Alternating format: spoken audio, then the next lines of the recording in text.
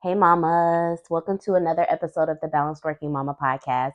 I am Dr. Amber, and I hope you all are doing amazing. If this is your first time listening to the podcast, welcome. If this is not your first time, hey, girl, welcome back. I am so excited to talk with you all today because I actually want to do a little bit of a recap of an episode that we shared last week. And so, if you have been tuning in, following along weekly, you know that last week we shared an episode with Tamika about her experience of being a married single mom, a default parent, but then ultimately one that led to a separation and then a divorce. And I hope that you enjoyed that episode because I think that episode really was important.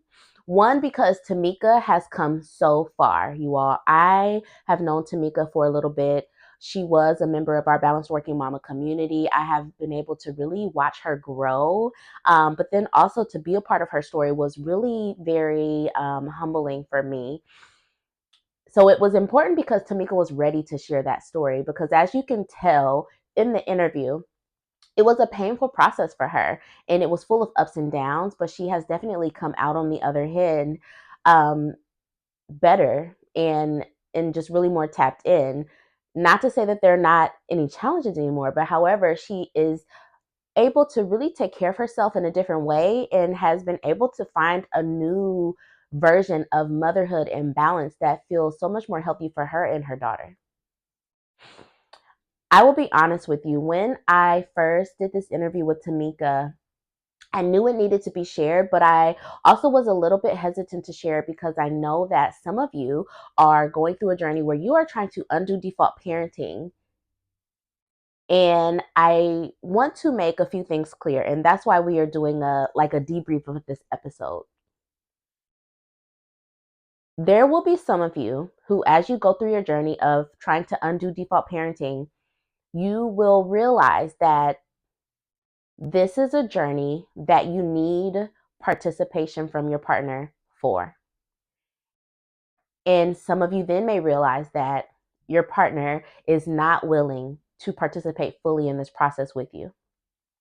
And then some of you will have to decide, okay, am I still able to live a life that feels healthy, that feels whole, that feels fulfilling and satisfying for me, all the while realizing that I am not getting the support and the cooperation from my partner? I think that is important because there is a spectrum here of what can happen when we are in those situations, right? For some, it may just shift the dynamics of the relationship a little bit, and it can be something that you can live with. For others, it might mean, wow, this is not going to work. So we really need to talk about what this means for our relationship. And for others, similar to Tamika's story, you might realize as you're going through this process, as you're listening to this interview series, that this was a little bit more than just default parenting, and rather you were in an experience where you actually were not getting your needs met, were being invalidated, emotionally abused, things that are just a lot more serious. So while Tamika's story may not be representative of everyone's story, I do think that there is something that everyone can get out of this story because it will help you to identify what may be happening for you in your experience of motherhood and being a wife, being a partner, and help you to know what is it that you can tolerate and what is it that you have to say no more to. And this is exactly what Tamika has done with her story. So, as you all probably noticed, Tamika's story is going to be divided into parts. There are 3 parts to her story. Last week, you were able to listen to part 1. And so, right now, I just want to recap and talk about some highlights in that part 1. So, again, if you haven't gone back to listen to Tamika's story, go back. I believe it is episode 96 and really listen to her story because this is what we're going to talk about today in this episode. Also, I love doing recaps. I love doing debriefs, and this is part of me that definitely reflects the psychologist that I am. A lot of times when we go through things that are challenging, when we go through things that may be emotionally heavy, you got to stop and pause and just really like be like, okay, yo, what just happened? You got to really reflect and debrief with someone or yourself to really allow the information to just like seep in, for you to be able to process what happened and integrate it, and then determine what that means for you in next steps, right? And so that's what we're doing today. Today is like a debrief. So let's just talk about some of the things that came up in part one of Tamika's interview. So I have 4 points that I want to talk about today. And the first one is that you probably heard us talking about her being a married single mom.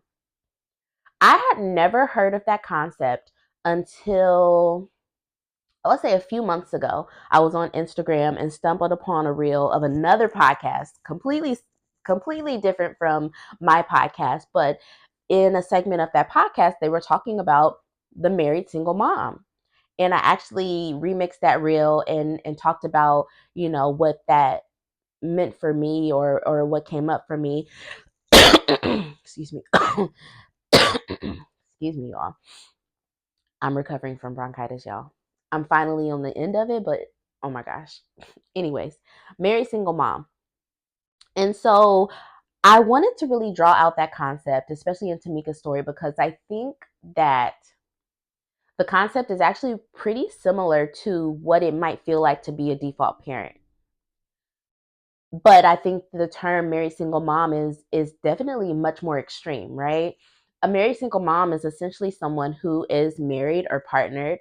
You maybe have been for a long time, but within that marriage, you are operating as a single mother.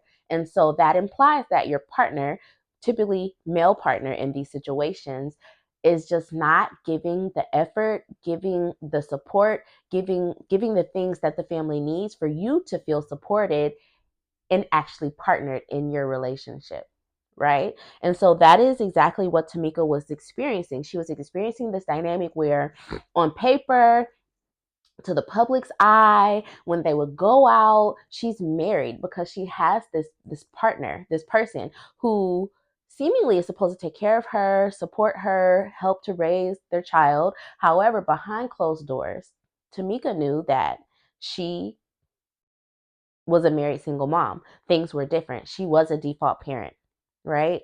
And so I want you, if you're listening to this and any of Tamika's story resonated with you, I want you to think about, is that something you identify with, this concept of a married single mom? Or do you know someone who has gone through that experience, right? I think that anytime you may be feeling like you are a married single mom, that is a big red flag. And I want you to really take time to really think to yourself and consider and reflect, is this something that we can move on from? Is this something that we can undo? So for instance, does it mean that we have to engage in some of the Undoing Default Parenting series or some of the strategies provided to make sure that I am no longer feeling like a single mother within my marriage? Because that's not okay. Okay, I want to talk about a second point.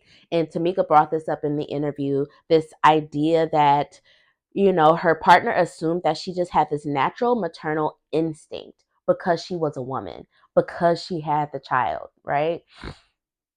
I think we hear this a lot, this bias that because you are a mother or because you are a woman, you will naturally have this natural instinct that is just like, "Woo, I know everything to do when it comes to raising a child. I know everything my child needs just naturally. It's just instinctual inside of me." I want us all today to just be clear that that is a myth. And while there might be many women or many people who actually just might be more naturally intuitive, right? There may be a natural instinct for some of you. I want to be clear that that is not an innate, guaranteed thing for every single woman who has a child. Okay.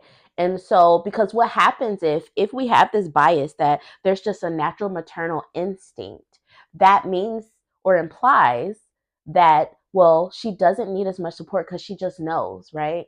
Or what can happen in a partnership or a relationship is, well, you do it better because you're just natural at it, right? Well, you should do it more because it just comes more natural to you. I don't have that natural instinct. And how many of you have been put in that situation where there's something happening with your child or there's something that your child needs, and The fingers are pointed to you because you have the natural instinct, quote unquote, the natural maternal instinct. I think that this is a bias that individual people have, and it can show up in our marriages and our partnerships. But I also think it's a societal burden that is placed upon women that then leads us to not receive as much support. Because if something is just natural, you don't need help, right? And so I think we need to really let go of that belief that there's a natural instinct, and rather becoming a parent, becoming a mother, becoming a father requires new skills, new learning that we both have to develop. In that development process, that process of becoming a parent is hard for everyone involved. And so it means that everyone is needing support. Everyone needing help. Everyone needs compassion. Everyone needs patience and grace, right? Because there's no such thing as a natural maternal instinct. Rather, these are skills that any person can learn to care for a child. Okay. And when Tamika talked about that, that's essentially what happened for her. Her partner assumed that she had a natural maternal instinct, and she also had bought into that belief, which then led to this misbalance in who was caring for the child because she has a natural maternal instinct, which we now know is false. Okay, you all, let's talk about a third point. You all, I apologize for all the coughing that's happening on this episode. I promise you, moving forward, this will not be happening. Third point, default parenting versus abusive marriage. That's exactly what I wrote down because I believe that there is a spectrum. I believe that there is a continuum, right? And I want to point this out because, again, I want to make it clear. I want to be very, very clear about the intentions behind sharing this interview. This interview is not to say if you are in a position where you're realizing you're a default parent in your home, that you're automatically in an abusive relationship. That may not be the case. And for most individuals, most couples, most partnerships, that isn't the case at all. And rather, it is two people operating in a way that they have been socially conditioned or culturally conditioned to do parenthood, to do partnership, to do marriage. And we now know, as a generation who's trying to undo generational curses and undo things that are no longer serving us, we know that being so rigid along those cultural or social lines when it comes to gender just may not be the best option, right? And so for most of us, if we are in a default parent role, it is because we or our partners are operating in this way that was socially, culturally normative, and now we need to undo. However, there is a handful of other people, other women who are in a default parent role because there might be some other things at the foundation or at the core of the marriage that could be unhealthy, that could be traumatic, that could be really detrimental to the long-term health of the individual. And we're talking about emotional abuse. We're talking about mental abuse. Sometimes we're talking about physical abuse. In Tamika's story, luckily, she did not speak of any physical abuse that occurred, but she absolutely identified some emotional abuse. She absolutely identified some mental abuse. She absolutely identified some of those red flags that we often see that lead to the cycle of abuse within a relationship. And her being a default parent or a married single mom was really a symptom of that, right? So for you all, as you're listening to this, I actually want you to think about this. If you are in a default parent role, is this a condition that is happening because there maybe needs to be some more learning, some more skills developed for your partner, or some unlearning on your part to allow there to be a better shift in the partnership? Or is this default parent role that you're in a sign or a symptom of something bigger, of something deeper, right? If you are trying to undo default parenting and you are constantly getting resistance, if you are constantly getting pushback, if you feel that you are constantly being invalidated, if it feels like you are trying your best, but you are being unheard, ignored, there might be something there. And so, for those of you, if you're feeling like that's where I've been and I'm just really not sure what to do about it, I want you to continue to listen to the additional parts of this interview because I think it can give you some insight on what may need to happen next. Okay. Lastly, last point, how do you know when you need to make a change?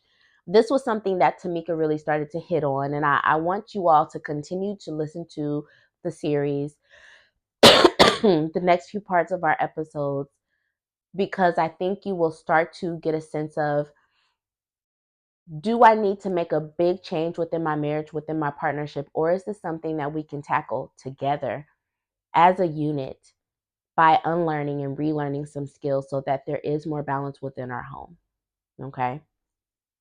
All right, you all, I am so excited for this interview series. If you enjoyed this, please rate, review, comment on the YouTube episode, on the actual podcast episode. Reach out to me and let me know if you want more interviews from real moms going through things like this. We absolutely can do more of that. But I hope that this episode was a good addition to the other one, just to help you understand and really conceptualize what was happening in that episode and what it means for you. Okay, I will talk to you all soon.